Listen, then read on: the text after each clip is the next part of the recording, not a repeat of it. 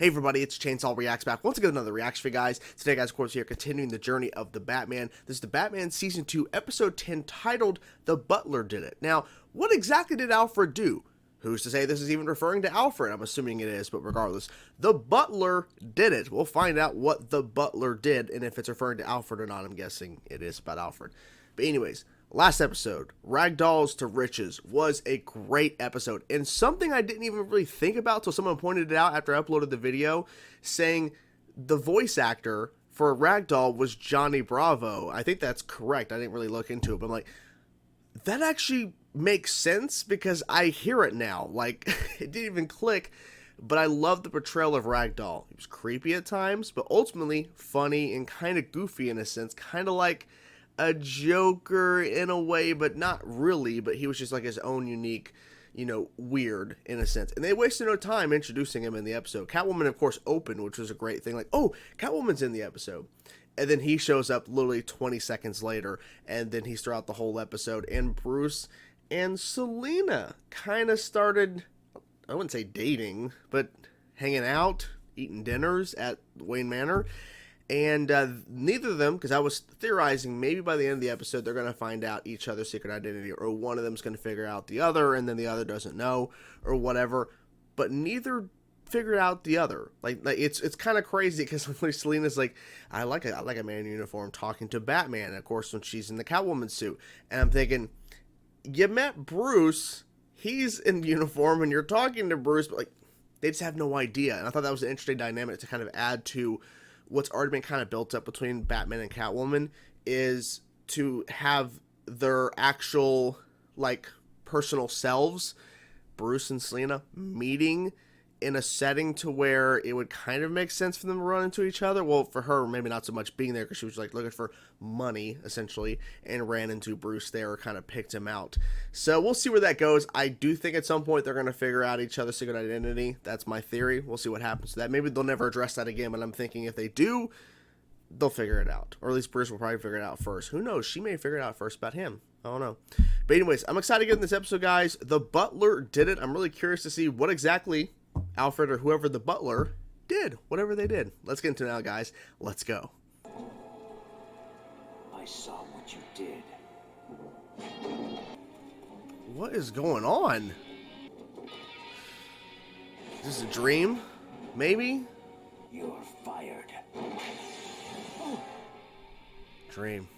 Okay, it was a dream. Nearly a frightful dream I've been having all night. Wait, he wears his whole suit to bed? That isn't my mud.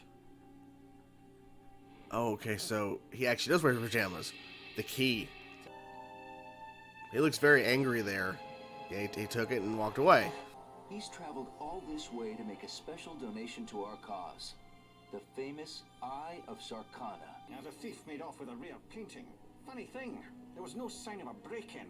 Oh. Inside job. Holy crap.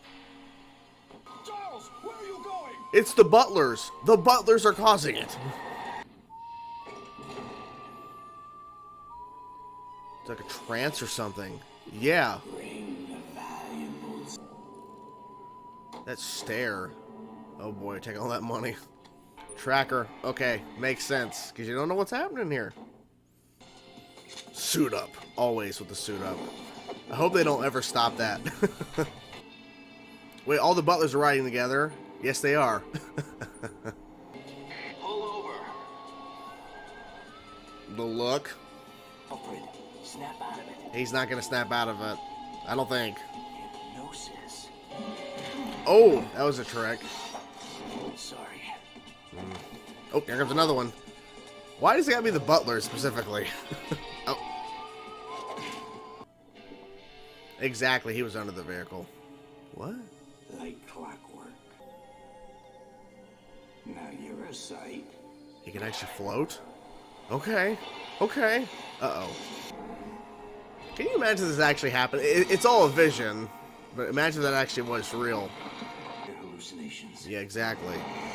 What specifically is the dragon symbolizing, or why is he seeing a dragon? It's not creepy at all. Yeah. Attack! Oh, attack. Finish him. What are you, a Mortal Kombat game? Oh, that was kind of interesting.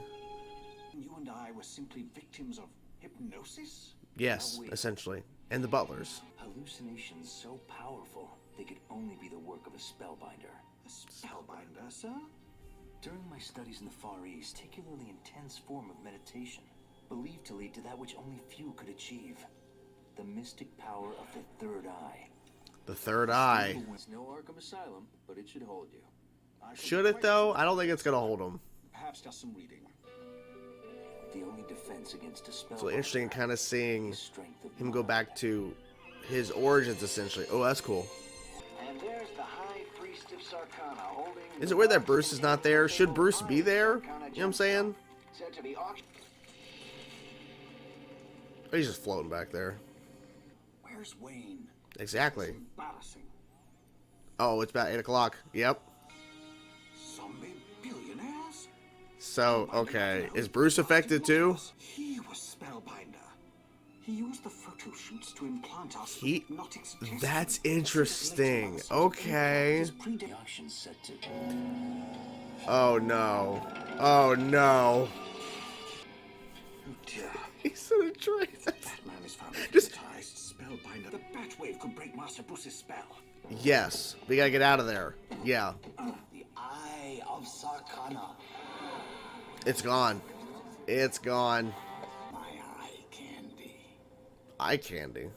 Okay. That's a little crazy there, but careful. Uh-oh. Uh-oh. Quite a sticky wicket. You got this, man. Oh boy. Okay. But what's going on with Bruce though? Not hypnotized. I think he's... Is he really though? Is he really? Exactly. Blindsided. Oh. His utility belt's now monsters. Oh, that's uncomfortable. Oh, that was uncomfortable. What the hell? Oh my god. What in that? Okay. How strong is your mind? It's pretty strong. I mean, he was able to go against your actual, like, trick before. He's fighting air. He's not eating, man. Not really, but yeah.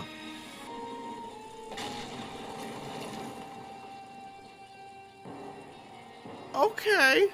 A strong mind perceives its own reality. That's so weird. His mouth over here, his cowl and eyes over here. Giant bat. Yes, giant bat. Spellbinder.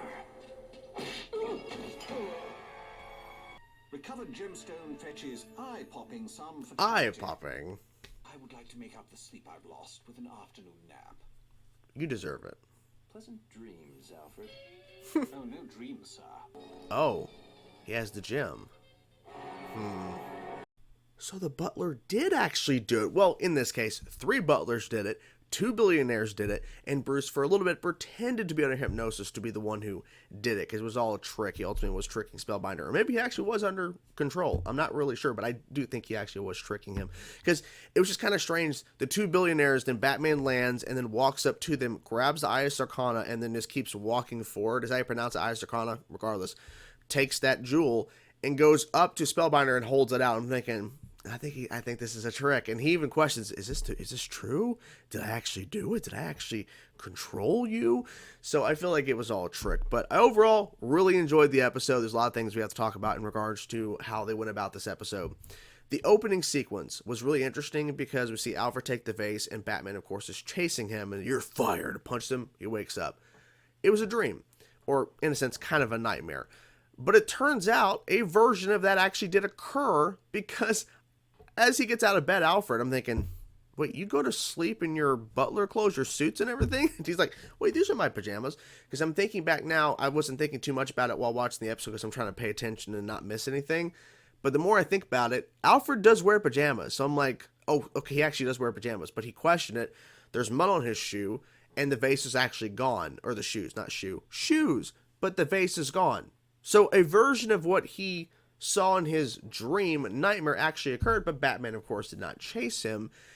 And what I liked about it is that soon after, when there's this whole charity event, and Iris Arcana, this whole thing, and these other billionaires, and there's photographers, now that kind of ties into the plot, is that we see other butlers involved. 3 butlers in total involved in this crime, essentially, stealing all these different things from these billionaires.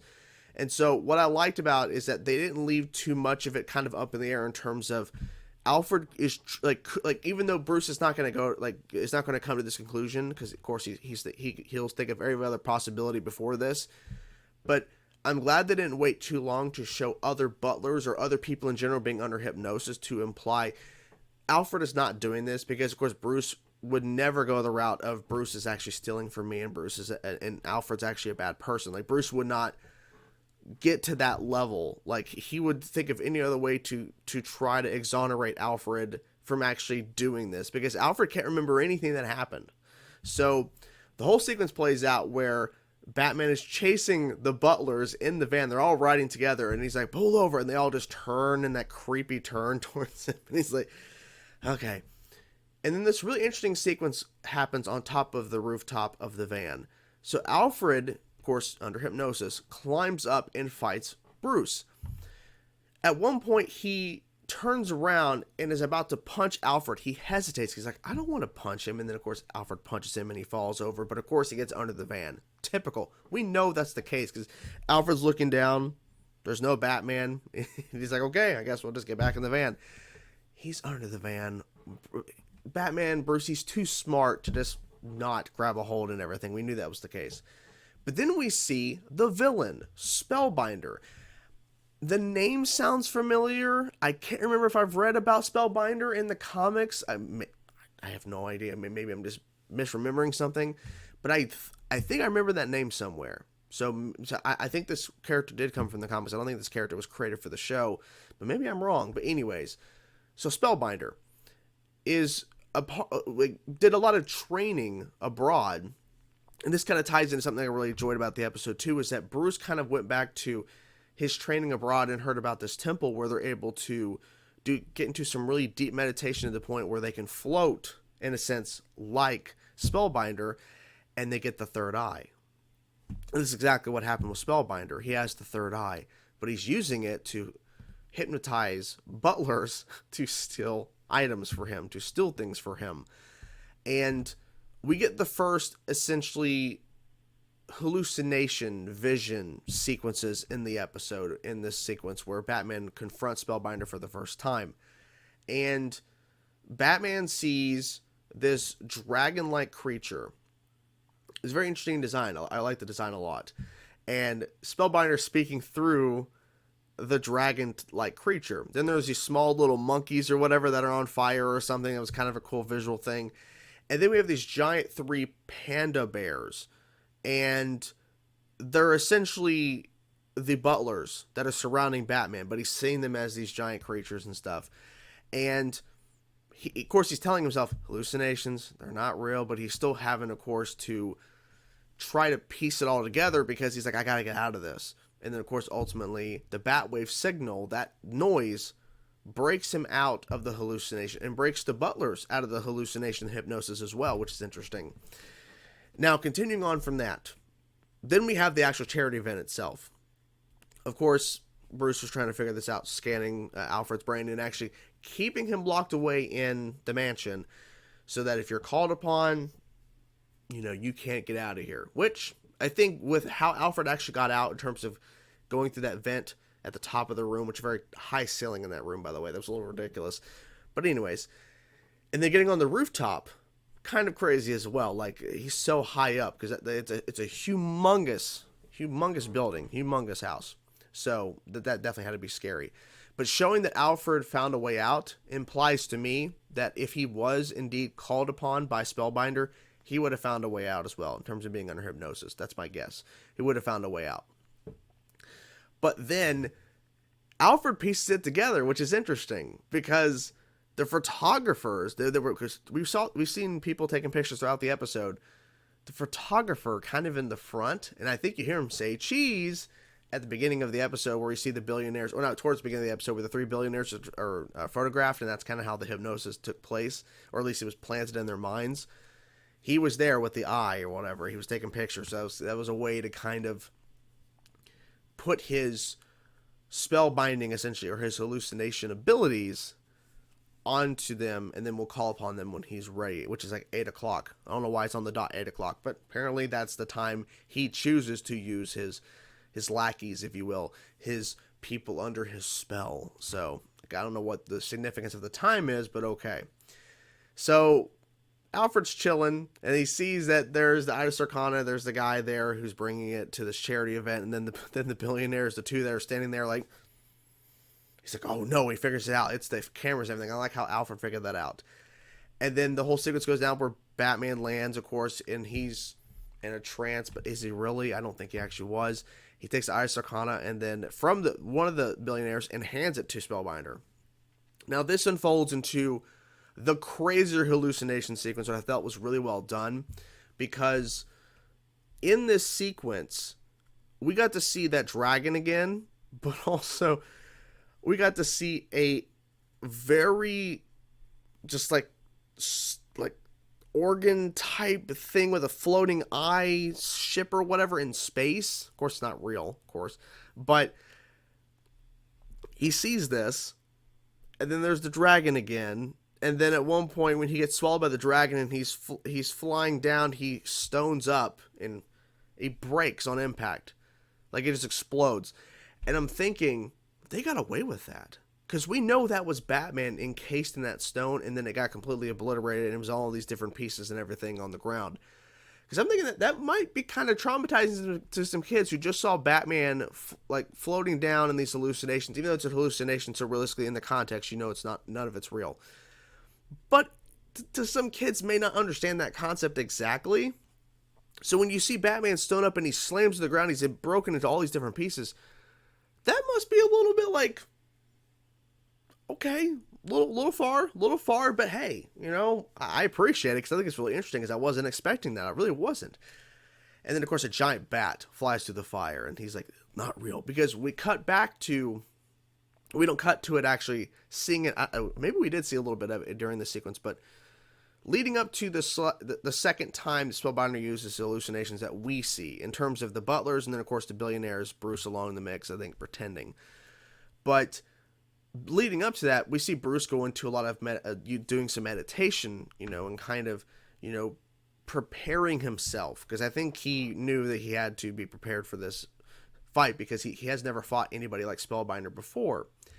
And I like how they approach that, because it ties into his training abroad, his roots of kind of what made him into becoming Batman, which is something we never really have addressed too much on this show, is that him leaving Gotham and traveling abroad to do training in different areas and becoming Batman, to become that character, to become truly who he is.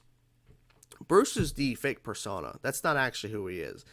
Kind of, it could be a little bit of him, but Batman is actually who he is. So we get to see that meditation a little bit, and that's kind of what helped him ultimately to push through. The giant bat comes through, attacks the dragon or whatever. It was really cool to see that. And Spellbinder easily got knocked out. Like, it really didn't take much. It really didn't. Now, I was thinking when we first see Spellbinder float that there is some sort of trick going on here, like a visual trick, and it turns out no, because it's kind of implied that in this temple with these monks who are, you know, doing some sort of this heavy meditation, we see one float and the third eye appear on the head. So it's like they can float. So you are telling me that there is some sort of otherworldly stuff going on here, which makes sense, because this show has stuff going on that just doesn't make sense. Killer Croc, that realistically shouldn't make sense in a world like this, but they've already introduced it in a sense like that. So to see Spellbinder float and everything, and it's actually real, it's actually not too surprising at this point, because this is not really a grounded Batman show. This is definitely in the more of in the comics, to where you can have grounded storytelling, some grounded villains, but you can also have villains that are over the top, that are fantastical in that sense, to where you know, things like that can happen. I mean, literally, I'm about to watch in a little bit at some before the season 2 finale. I'm gonna be watching Batman versus Dracula. That pretty much is telling you how far this universe is willing to go in terms of where this is set in, what world this is set in. Like, this is how far it goes. Batman is fighting Dracula. So I can't wait to watch that movie. But yeah, overall, I had a good time with this episode. I like the Spellbinder villain being used, and I like the fact that Alfred was being controlled in a sense, and we kind of figuring out that mystery a little bit. They didn't give us, you know, they didn't make us wait too long to figure that out, essentially. But I liked how they approached it in the episode. And of course, Bruce at the end. Sweet dreams, Alfred, essentially. He's like, nope, no dreams. No, no, no, no. I'm not doing that. Because last time I had one, this actually occurred. So that ain't going to happen.